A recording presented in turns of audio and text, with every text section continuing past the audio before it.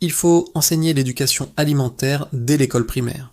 Cannavacciuolo a ensuite dressé un bilan de la cuisine actuelle en Italie et dans le monde. Aujourd'hui, certains endroits ont considérablement baissé leurs prix pour diverses raisons, mais ce faisant, on finit aussi par faire baisser le prix des matières premières car nous les connaissons.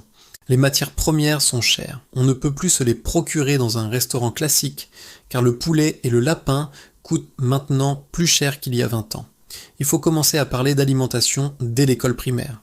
Ce que nous mangeons aujourd'hui pourrait être un emploi demain, car nous vivons dans un pays où tout est accessible. Enfin, il faut apprendre aux gens à lutter contre le gaspillage, à comprendre que même une simple feuille de laitue demande beaucoup de travail. Un autre problème sous-jacent se pose. Nous ne cuisinons plus à la maison. Autrefois, on entrait dans une maison et on sentait les bons petits plats, mais aujourd'hui, on ne les sent plus.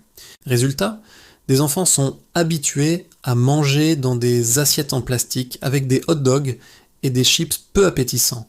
Cela dépend aussi de ce qu'ils trouvent à la cantine. Il faut donc intervenir, notamment en investissant davantage dans la restauration scolaire. Enfin, il faut sensibiliser les enfants aux protéines végétales alternatives.